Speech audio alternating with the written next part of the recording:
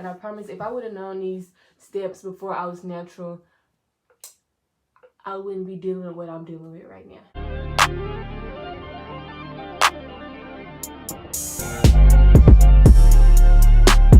Hey y'all, welcome back to my channel. In today's video, I'm going to be sharing with y'all some of the natural hair tips that I did not know before I became natural. I'm not going to do a long intro, but I just really wanted to make this video for natural hair girls that don't really know what to do in the transitioning process. It's also for some of the naturals out here who really don't know how to take care of their hair but want to learn how to take care of their hair.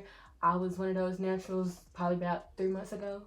We about to get straight into the video. Make sure you like and comment on this video. If you want to see more natural hair videos, you really enjoy these natural hair videos, then let me know. Make sure you subscribe to my channel and turn on the post notification bell. I'm on my 8th video and I really still don't even know how to make an intro. So I wrote down 6 different steps in the notebook just because I needed to take notes, because if I don't take notes, this video gonna be 2 hours long because I can go on and on forever. So the first tip I want to share with y'all today is neglecting your hair with protective styles. Now I know what you're thinking. Everybody say if you're transitioning, if you're going natural, you should use protective styles, and that is true. Don't use protective styles in a way meaning that you don't care about your hair. If you take care of your hair will take care of you. So when you put on them wigs and you get them braids and all this other stuff, don't act like your hair don't exist. This protective styles are supposed to grow your hair, yes, but if you don't take care of your hair that's underneath the protective styles, your hair does not grow. I threw this wig on just to grow out my braid. Protective styles can be anything from braids, sew-ins, to twists. Like my mini twist video. Oh, if y'all haven't seen my mini twist video, make sure you go watch it. You cannot protect your hair if you aren't taking care of it underneath. And people think, yes, protective styles are supposed to grow your hair because it's a low manipulation style. That is true. Like I said, that's true. But you have to take care of your hair that's under there, or nothing will happen. You might as well just wear wigs and braids for the rest of your life because your hair is not going to be healthy. Don't use shampoos every single day. Y'all, do not wash your hair every day. Period! If you wash your hair every day, like I don't know who made this up, but I have heard a lot of times that when you're natural, you're supposed to wash your hair every day. That is not the case. That is not true. I barely wash my hair every 2 weeks. If we just being honest, like when I have our protective styles, I wash my hair probably once every 2 weeks. But that's just because, like, who really got time for this? So if I don't have time to wash my hair every 2 weeks, how do you have time to wash your hair every day? When you use shampoos every day, your hair oils will leave. Like, as naturals, we all need some type of moisture in our hair. I don't care if you're high porosity or low porosity, you need moisture. If you wash your hair every day and your hair don't get dry, please let me know, because I don't know what type of roots you got, but I need them. Okay, so now this next tip that I'm getting into is a little controversial, y'all. Okay, so let's get into sulfates. Okay, so sulfates, I don't know if y'all really read the ingredients on your shampoo and conditioner bottle or your products, which you should. A sulfate, you won't literally look at the ingredients and see the word sulfates. You have to see, like, okay, any alcohols, most products, and especially most shampoos, have some type of alcohol. Sulfates also can create a lot of split ends, especially when your hair is dry and you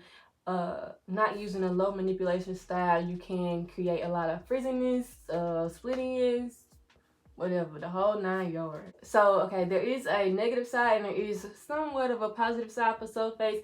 When you're using sulfates on your hair, it's really, people don't even know what that is. Like, I promise I did not know what sulfates were until I really just got into it, and I was just like, why is this not working for my hair and why is this working for my hair? I personally use sulfates on my hair not because I don't use heavy sulfates. I may find 1 or 2 sulfate products in my hair products and I get it, but if it has like a whole list, like 4, 5, 6 or more, like, no. You will not find a product that doesn't have sulfates in it unless it's like organic, and I'm not finna pay $30 for an organic natural hair product when I can just buy $2 Aussie. Most natural hair shampoos today are made without sulfates, and that's probably why sometimes your hair will not get foamy when you're washing it. Some lists that you can look up on the internet that tells you a list of all the sulfates and all the non-sulfate products that you can go out there and find. If you are like me, you look at the first 3 ingredients, and if the first 3 ingredients mention any type of alcohol, sodium, or ammonium, I try to steer away from it. I try. Okay, so my 4th tip is using heat on your hair. Now, stop, pause. Y'all, I use heat on my hair. I ain't even for the cap. I don't use heat on my hair more than once a year. Now, that is regarding straightening, and I know that straightening has the same type of heat that blow dryers have. They all have the same type of heat. Excessive heat is excessive heat all the way around, what type of tool you're using. I get my hair straightened once a year, like I said. I don't normally, like when I do get a silk press, I don't have to go back in and flat iron it. Maybe the ends. It all depends on the weather outside, but most of the time I can get a silk press and it lasts for about 2-3 weeks, you know, as long as I wrap it and everything. That's probably the most problematic thing that naturals go through. I know I went through in my transitioning phase. The whole time I was transitioning, I was thinking, okay, I'm transitioning, so, you know, I can use all the heat that I want to because I'm not really natural yet, so it shouldn't matter. And at the time when I was transitioning, I really did not like my curl pattern. Well, I liked my curl pattern, I just didn't like the fact that I had curls and then all my ends were straight. I did not like that, so I continued to flat iron my hair. At that time, I also didn't know, you know, what a protective style really was. I got braids and wigs and sew-ins. Well, I didn't get wigs yet, but I got braids and sew-ins just because I thought they were cute. I talk about all this in my natural hair journey, y'all, so if y'all haven't saw that video, just make sure you go watch it. On your hair, try to use no more than 350 degrees. I know that's kind of hard to find a good straightener, especially when you're natural, that is anything 350 and below. I have a ceramic straightener. I probably will later on in the future switch to titanium because it's just, you know, it's less, I'm not gonna say less damage, but you don't have to do as many passes on your hair that you will with ceramic plates. I get my hair, when I go do silk presses, I get my hair done, so it's not like I really kind of worry about what type of straightener I have. But if I did want to start doing my own silk presses in the future, I will recommend titanium plates. That brings me to my next point of using heat on your hair. This is kind of mixed in with heat and protective styles. Leave out sew-ins. Y'all, I promised myself I would never get a leave out sew-in. After I became natural, I stopped getting leave out sew-ins because I realized how much heat damage your hair can actually get, especially in one specific section. Y'all, it's so weird to have a whole head of curly hair and then one part of your hair is like wavy. You can obviously tell that one part of my hair is wavy, and it's this part because I always used to get side part sew-ins and I used to get a leave out, and this is the part that I constantly used to have to blend in because when I got these sew-ins, I was transitioning, so my hair was not straight. My hair was waving up. It was going through its curly phase, so you know, I had to straighten it every day. Like, I was not finna go to school and then have this big puff on my head and the rest of my hair was straight. Like, that's not okay. I wasn't about to do that. But in the long run, I kind of do wish I could have took that L and just went to school looking like I just got rained on. Or, I mean, rather than today having a wavy section of my hair and the rest is curly. But it's just the price we gotta pay for not knowing certain things. So I'm here to tell y'all. So some of y'all that's wearing leave out sew-ins and you trying to be natural, this needs to stop. I started wearing closure sew-ins in 12th grade. Yes, I did.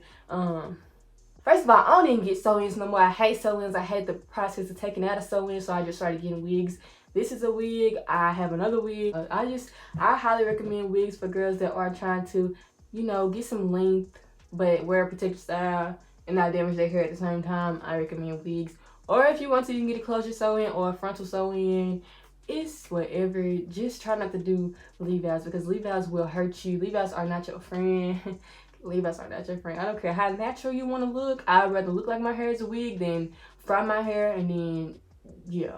And it's pretty hard to do. I know, especially with all the social media that we have and how big the natural hair community is getting. Looking at natural hair routines and journeys, it's fine, you know. Of course you want to see what other people are doing. To me personally, it's satisfying looking at other people's hair routines and how far they came and what all they use. And my biggest thing that I had to learn is to not look at somebody else's hair routine and try to go off of their routine and make your own.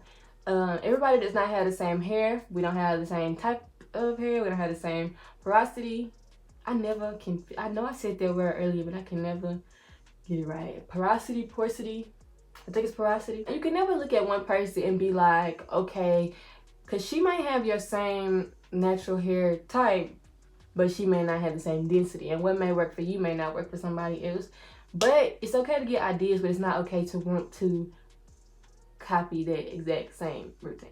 You'll be so much better off making your own routine by trying out different products, you know, seeing what does work for your hair, what doesn't work for your hair, and making your own routine, you know, starting your own natural hair journey instead of looking at somebody else's, because you will be left high and dry and stressed out because you're looking at somebody else's hair routine. It may go well, but for most people it don't turn out right. I mean, I did the same thing. I looked at somebody who had my exact same hair type, I thought, but those products did not work for my hair. And then you really start, your confidence start to go lower because you kind of feel like, okay, why is this working for you and not working for me? And then you start thinking that everybody on YouTube is fake because you're thinking like, dang, like it worked for you, why it don't work for me? Is this video sponsored or what? By the way, this video is not sponsored. So if anybody wanna sponsor me, I'm ready. It wasn't really long. I just really wanted to get a lot of points across to y'all. I know that I was once upon a time a struggling natural. I know there's a lot of naturals out there or transitioning girls that want to be natural, and I'm just really just trying to help y'all because I don't want y'all to be out here heat damaged, dry, and you know, having to cover up with the braids and the wigs and stuff. I don't want y'all to, you know, have to go through that. So I'm trying to help y'all. I'm trying to put y'all on game. Thank y'all so much for watching my videos, y'all. Y'all really don't have to take time out to listen to me talk and go on and on and on and on forever, but y'all choose to, and I love that. Yeah, make sure y'all like, comment, and subscribe. I love that. I'm gonna go now. Peace out. Deuces.